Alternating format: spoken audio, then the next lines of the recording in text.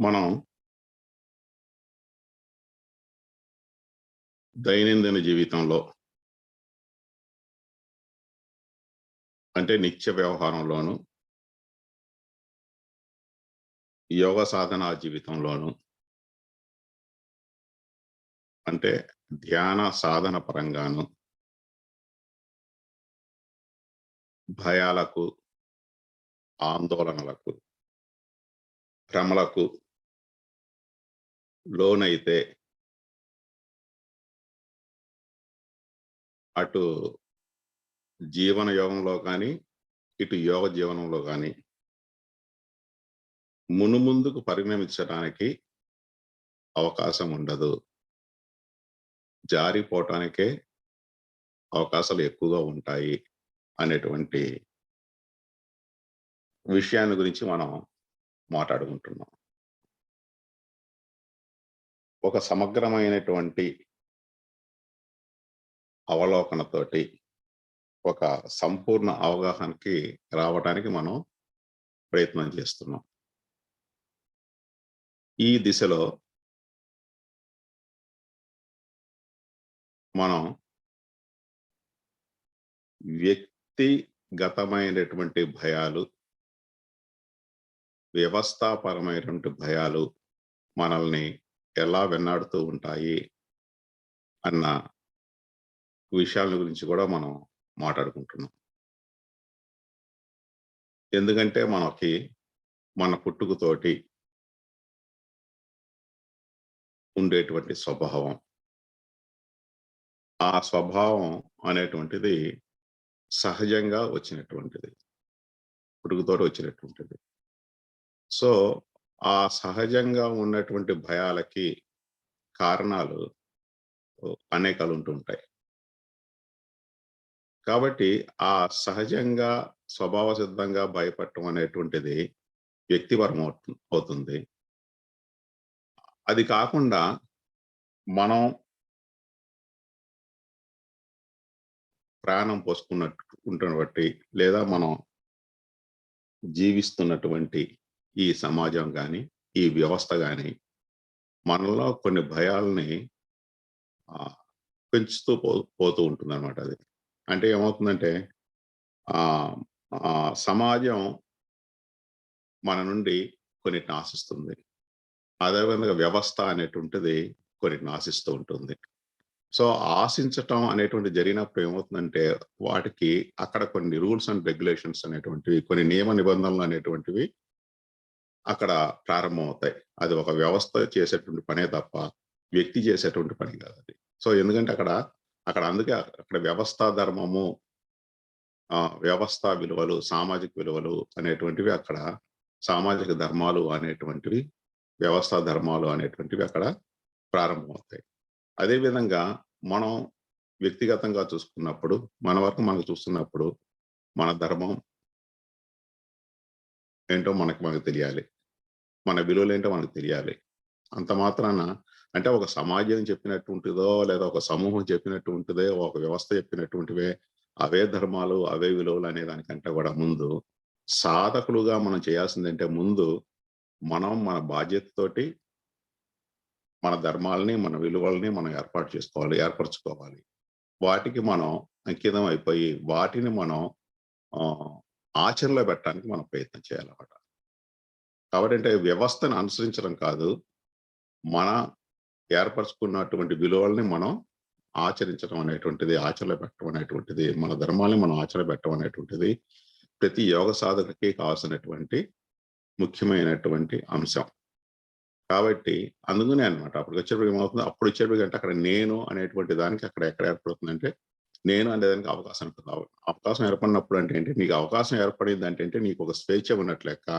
నీకు స్వేచ్ఛ ఉంది అంటే ఆ స్వేచ్ఛతో పాటు నీకు బాధ్యత అనేది ఉంటుంది. ఒక కాయిన్ తీసుకున్నప్పుడు దానికి ఎలాగో బొమ్మ బొరుసులు ఉంటుంటాయో అలా విధంగా మన జీవితం అనేటువంటి ఒక కాయిన్ తీసుకున్నప్పుడు దానికి ఒకవైపు స్వేచ్ఛ ఉంటుంది, ఒకవైపు బాధ్యత ఉంటుంది. సో స్వేచ్ఛగా ఉన్నప్పుడు బాధ్యతను మర్చిపోకూడదు, బాధ్యతగా ఉన్నప్పుడు స్వేచ్ఛను మర్చిపోకూడదు. రెండూ ఉండాలి. రెండూ ఉంటేనే అది జీవితం ఉంటుంది తప్ప అందులో ఏది లేకపోయినా కూడా అది జీవితం కాదు. ఇది చాలా ముఖ్యమైనటువంటి విషయం. కాబట్టి ముఖ్యంగా మనం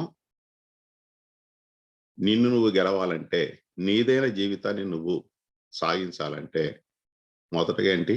నీ ధర్మాలకి, నీ విలువలకి ప్రధానమైనటువంటి స్థానాన్నివ్వాలి వాటికి. ఆ తర్వాతే అక్కడ వ్యవస్థల్ని గాని, సమాజాన్ని గాని మనలో కలుపుకోవాలి. ఇది చాలా ముఖ్యమైనది. ఎప్పుడైతే గనక మన విలువలకి, మన ధర్మాలకి, మన స్వేచ్ఛకి వీటికి మనం ఒక వాటన్నిటిని ఒక ఆచరణ రూపంలో గనక మనం ముందుకు సాగుతుంటామో, అప్పుడు ఏమవుతుందంటే ప్రాపంచికంగానే కాదు, మానసికంగా గానీ, లేతే యోగ పరంగా కూడా మనం ఏంటంటే ఒక కంఫర్ట్ జోన్‌లోకెళ్తాము. తర్వాత ఒక పూర్ణ జీవితాన్ని గడపడానికి అవకాశం ఏర్పడుతుంది. ఒక పూర్ణత్వాన్ని సిద్ధింపజేసుకోవడానికి అవకాశం ఏర్పడుతుందన్నమాట. కాబట్టి ఏంటంటే, ఏ విధమైనటువంటి భయాలని, భ్రమలని, ఆందోళనని మన దగ్గరికి రానీకుండా మనం జీవించటం అనేటువంటిది చాలా ముఖ్యమైనటువంటి విషయం. మన భయాలన్నిటికీ కారణం ఇలా పోగు చేసిన చెత్తను కొండంతగా భావించడం వల్లనే. అంటే ఏమవుతుంది, మనం రకరకాలైనటువంటి అటు మనం ఒక కుటుంబ పరంగా కానీ, లేకపోతే సమాజ పరంగా కానీ, ఒక వ్యవస్థా పరంగా కానీ, ఈ విధంగా ఏంటంటే మనకు తెలియకుండానే మనం ఏంటంటే వాటినన్నిటిని మనం తెలియకుండానే అక్కడ ఉన్నటువంటి వాటి విలువల్ని, ధర్మాలని అని చెప్పి అనుకుంటూ, వాటిని మనం పోగు చేసుకుంటూ పోయినప్పుడు ఏమవుతుందంటే, అవి మనకి కావాల్సిన జీవితానికి అవి ఉపయోగపడకపోవచ్చు. కాబట్టి మనకి ఏదయిందో ఆ అవసరమైన వాటిని తీసుకొని మనకున్నటువంటి బుట్ట, ఇక్కడ బుట్ట అంటే జీవితం. మన జీవితంలో వేసుకోవాలి తప్ప, అనవసరమైన వాటిని తీసుకొచ్చి గనక మనం వేసుకుంటే గనక అదంతా ఒక చెత్త అవుతుంది తప్ప, అది ఒక చెత్త బుట్ట అవుతుందే గానీ, అది ఒక ఫ్రూట్ బాస్కెట్ కాదు. మృత్యు స్థితిని భయపడుతూ ఎవరెస్ట్ శిఖరం అంతటిగా భ్రమించడం వలనే. సో, ఇంకోటేంటి, ముఖ్యంగా వీటన్నిటితో పాటు మృత్యువు అనేటువంటిది ఒకటి ఉంటుంది. ప్రతి ఒక్కడికి అన్నమాట. పుట్టినప్పటి నుంచి ప్రతి మనిషి ఏం చేస్తుంటారు, ప్రతి ఒక్కళ్ళకి ఆ మృత్యువు గురించే స్మరిస్తూ ఉంటాం ఎప్పుడు. మనం పలానా 30 ఏదో జాతకం ప్రకారం పలానా 70 ఏళ్ళకి పోతాం అని చెప్పన్నారనో, లేతే ఏదైనా యాక్సిడెంట్ అవుతే ఏమవుతుందో, లేతే అనారోగ్యం వస్తే ఏమవుతుందో అనేటువంటి ఈ మృత్యు భయం ఉంటుంది చూసారా? చాలా వరకు జీవితాన్నంతా చాలా మంది ఆ మృత్యు భయంతోటి, ఆ మృత్యు స్పృహతోటే గడిపేస్తూ ఉంటారు. అసలైన జీవితంలోకి అందుకనే రాలేకపోతుంటారన్నమాట. కాబట్టి ఆ మృత్యు స్థితి అనేటువంటిది అది చాలా పెద్ద భయాన్ని ఏర్పరుస్తుంది. అది ఎటువంటిదంటే ఒక పెద్ద ఎవరెస్ట్ శిఖరం అటువంటిది. కానీ ఇక్కడేంటంటే మనకి ఎవరెస్ట్ శిఖరం అనేటువంటిది చాలా పెద్దదిగా మనం చూస్తామే తప్ప, ఎవరెస్ట్ శిఖరం అనేటువంటిది అది ఒక మహిమాలయం. హిమాలయం అనేటువంటిది ఒక పెద్ద మహిమాలయం. కాబట్టి మృత్యు స్థితి అనేటువంటిది కూడా ఒక మహిమాలయం కింద గనక మనం పరిగణిస్తే గనక, దాన్ని మనం అలా యాక్సెప్ట్ చేయగలిగితే గనక, మనం రిసీవ్ చేసుకోగలిగితే గనక, మనం భయపడాల్సినటువంటిది ఏమాత్రం లేదు. ఎందుకంటే మృత్యువు పుట్టడం అనేటువంటిది మనకి ఎలాగో మన ప్రయత్నం లేకుండా జరిగిందో, అలాగే మృత్యువు అనేటువంటిది కూడా మన ప్రయత్నంతోటి కాకుండా అది స్వభావ సిద్ధంగా జరిగిపోతుంటుంది. అది జరగాల్సినటువంటిదే తప్ప సృష్టిలోంచి తప్పించుకోవాల్సినటువంటి అంశం మాత్రం కాదు. కాబట్టి పుట్టడం అనేటువంటి అంశ ఎంత సహజమైనటువంటిదో సృష్టిలో, అదే విధంగా మృత్యువు అనేటువంటి అంతే సహజమైనటువంటిది. కాబట్టి రూపంలోకి వచ్చేటువంటిది ఆ రూపం కావాల్సిందే.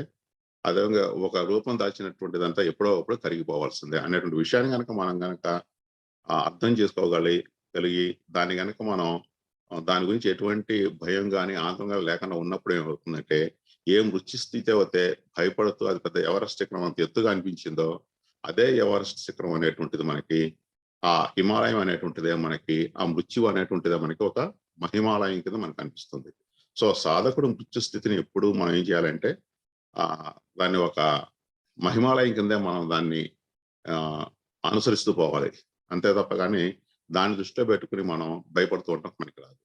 ఇలా అభద్రతా భావానికి పరాకాష్ఠం అవుతుంటాం. కాబట్టి ఈ ఇన్‌సెక్యూరిటీ ఫీలింగ్ అనేటువంటిది, అభద్రతా భావం అనేటువంటిది మనకి సాధారణ జీవితంలో ఉన్నటువంటి మనలోని ప్రతి ఒక్కరికి ఏమాత్రం అది అనుసరణీయం కాదు.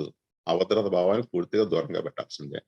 నిజానికి మనం జన్మను ఎంత అందమైనదిగా చిత్రించుకుంటామో, మృత్యువును సైతం అంతే అందమైనదిగా పరిగణించి ఆరాధించగలిగితే భయపడాల్సిన స్థితిలో మనం ఉన్నాం అది. సో, మనం పుట్టినరోజుని ఎంత చక్కగా, ఎంత అందంగా, ఎంత హ్యాపీగా గడుపుకుంటామో, అదే విధంగా గూడా ఆ మృత్యువు అనేటువంటిది ఎవరికైనా మనకు తెలిసిన వాళ్ళలో గాని, మన కుటుంబంలో గాని ఎవరికైనా జరిగినప్పుడు దాన్ని గూడా మీరేంటంటే you have to celebrate that death date. ఏదో మనం అంటుంటాం చూసారా ఇక్కడ ఆహ్, ఏదో సంవత్సరికం చేసినప్పుడు ఏంటో చాలా మొహాలంతా ఇలా పెట్టుకుని గాని, లేతే గాని ఇంకోటి గాని తద్దినాలని చెప్పి వాటి రోజులు గాని ఇవన్నీ జరుగుతున్నప్పుడు ఏంటంటే, ఈ తంతంతా ఉన్నటువంటిదంటే ఏమవుతుందంటే దాన్ని మనం ఏదో బాధాకరమైన విషయం కింద మనం తీసుకోకూడదు.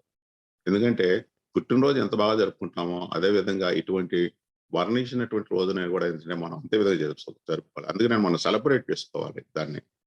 సో మనం ఇప్పుడు ఉన్నట్టు మనం మదర్ యామిని గురించి కానీ లేదా మాస్టర్ శారూర్ గారి గురించి కానీ వాళ్ళ ఆ అంతర్ధానమైనటువంటి భౌతికాన్ని వీడినటువంటి రోజున మనం ఏం చేస్తున్నాం, మనం వీఆర్ సెలబ్రేటింగ్ దట్ చేస్తున్నమాట. అందుకనే మనం ఎప్పుడు చేసినా కూడా ఆ రోజు మనం పెట్టుకున్నట్టు మన నోట్స్ లో కానీ మనం ఇన్విటేషన్ లాగా మనం చేసుకున్నప్పుడు ఏం చేస్తుంటాం, దాన్ని celebrating the 5th anniversary 5th death anniversary అంటుంటాం మనం. అట్లా దాన్నే మనం ఇమ్మోర్టల్ డే అంటున్నాం. సో మోర్టల్ గా ఆలోచించినప్పుడు అది చాలా భయంకరంగా అనిపిస్తుంది.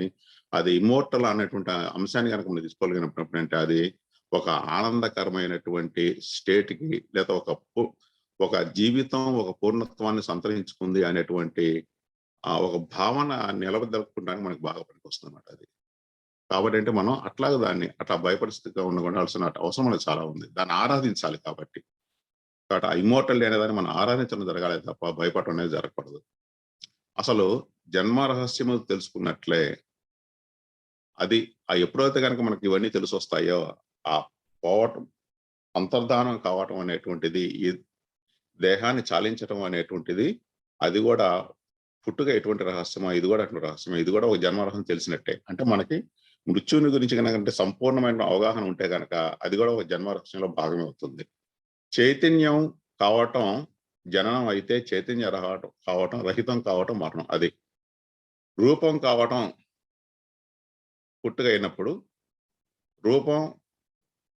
రూపరహితం కావటం అరూపం కావటం అనేటువంటిది అయింది, మరణం అయింది. అదేవిధంగా చైతన్యం అనేటువంటిది పుట్టుకతోటి వస్తుంది కాబట్టి అది జననం అయింది. చైతన్యం అంతం కావటం జన్మం అవుతుంది. ఎప్పుడైతే ఈ దేహం చైతన్య రహితం అవుతుందో అది మరణం అవుతుంది. అందుకని మనం సాధనా పరంగా కూడా మనం ఏం చెప్తాము, మనం సమాధి స్థితి అంటే యోగ సమాధి అనేటువంటిది ఆ ఒక చైతన్యమైనటువంటి వాతావరణంలో చైతన్యపూరితమైన వాతావరణంలో సాగాల్సిందే తప్ప కానీ అది పూర్తిగా చైతన్య రహితం కాకూడదు అని చెప్తుంటాం. అదనమాట. అంటే ఒక సమాధి స్థితిలో మనం ఒక మరణ స్థితిని కనుక మనం అనుభవించవచ్చు తప్ప దాని అనుభూతికి తెచ్చుకోవచ్చు తప్ప కానీ ఆ అనుభూతిని తెచ్చుకున్నప్పుడు ఏంటంటే మనం ఆ చైతన్యవంతంగానే ఉండాలి. మనకు చైతన్య విలసనం అవగతం అయితే భౌతికత చిరురవే అయినా మిరుమిట్టు గొలుపుతుంది అది. సో కాబట్టి మనకు ఆ చైతన్యం విలువ తెలిసి వస్తే గనక ఆ చైతన్య వాహిని ఆ చైతన్య పాతాన్ని మనం కనుక అనుభవించగలిగితే గనక అదేంటంటే అది చాలా చైతన్యంలో చాలా చిన్నది అనిపిస్తుంది. ఒక చిన్న చిన్న రవ్వలాగా అనిపిస్తుంది అది. కానీ అదే మనకు మూడంతా మెరుపుని తీసుకొస్తుంది, మిరుమిట్లు కలుపుతూ ఉంటుంది అనమాట. మనకి అది ఆశ్చర్యాన్ని కూడా కలుగజేస్తుంటుంది. అంటే ఒక చైతన్య వాహిని అనేటువంటిది, చైతన్యం అనేటువంటిది మనలో శక్తి ప్రవాహం అయినప్పుడు మనకి అనేక రకమైనటువంటి వెలుగుల్ని మనకు అదే ప్రసాదిస్తుంటుంది. అనేక వెలుగుల్ని తోటి మనం నింపేస్తూ ఉంటుంది. మనకు ఆ అనుభూతిని మిగుల్చుతుంది.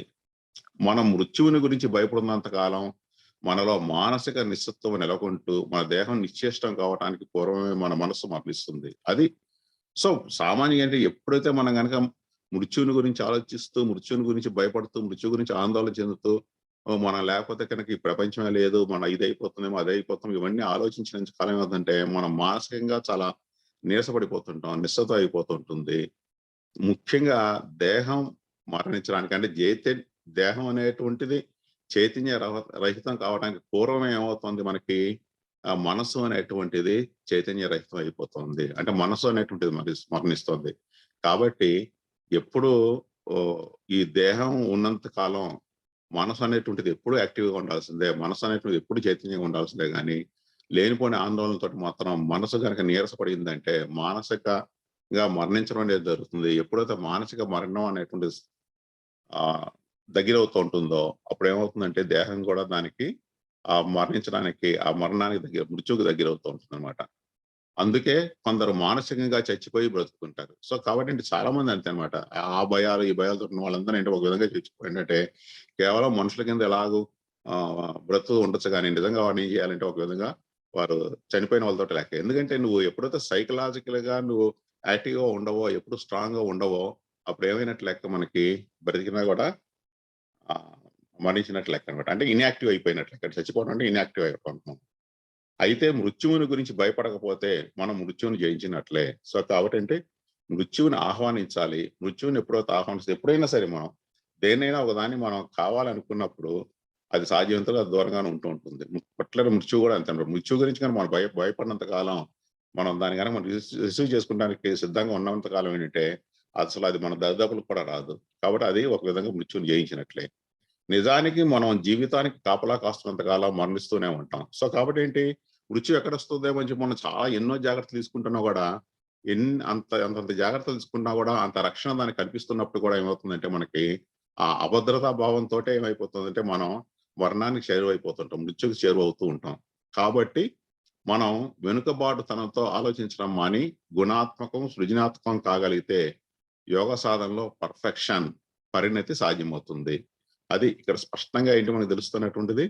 సో ఏ విధంగానూ మన మానసిక దౌర్బల్యాలతోటి, మానసికమైనటువంటి నిస్సత్తుతోటి లేకపోతే గనక మానసికమైనటువంటి కాంప్లెక్స్ తోటి, ఇప్పుడు ఇన్ఫీరియారిటీ కాంప్లెక్స్ అంటే ఏంటి ఇక్కడ, ఇన్ఫీరియర్ అంటే ఆత్మన్యూనతా భావంతోటి గాని వీటితోటి కనుక మనం ఉంటూ ఉంటే ఏమవుతూ ఉంటుందంటే మనం అటు ఒక క్రియేటివ్ గాను ఉండలేము, అదేవిధంగా ఒక క్వాలిటేటివ్ గాను ఉండలేము. మనలో ఆ గుణాత్మకత అనేది పోతుంది, ఆ సృజనాత్మకత అనేటువంటి రెండూ పోతాయి అన్నమాట. ఎప్పుడైతే ఆ రెండు లేకపోతే ఏంటంటే యోగ సాధనలో మనకి ఆ పర్ఫెక్షన్, పరిపూర్ణత్వం అనేటువంటిది, పరిణతి అనేటువంటిది సాధ్యం కాదు. సో కాబట్టి అంటే మనం మృత్యువుని ఒక ఆనందకరమైన స్థితిగానే, అలాగే మన విశ్వ పరిణామంలో మృత్యువు అనేటువంటిది మరో ఉన్నతమైన ప్రాంగణానికి చేరుస్తుంది, మరో హయ్యర్ లెవెల్స్ తీసుకుపోతుంది అనేటువంటి ఒక సంకల్పంతో గనక యోగ సాధన జీవితాన్ని మనం సాగించగలిగితే గనక మనకేమవుతుందంటే మన ఈ దైనందిన జీవితం అనేటువంటిది, ఈ ప్రాపంచిక జీవితం అనేటువంటిది, ఈ యోగ జీవితం అనేటువంటిది కూడా ఏమవుతుంది, అది గుణాత్మకం, క్వాలిటేటివ్ అవుతుంది, సృజనాత్మకం, క్రియేటివ్ అవుతుంది. అదేవిధంగా అక్కడే మనకి ఆ పర్ఫెక్షన్ అనేటువంటిది సాధ్యం అవుతుంది. మనం ఆ విశ్వ చైతన్యంలో మనం కూడా ఒక భాగస్థులం అవుతాం. ఆ వాహినిలో మనం కూడా ఒకళ్ళం అవుతాం. అది జరిగేది.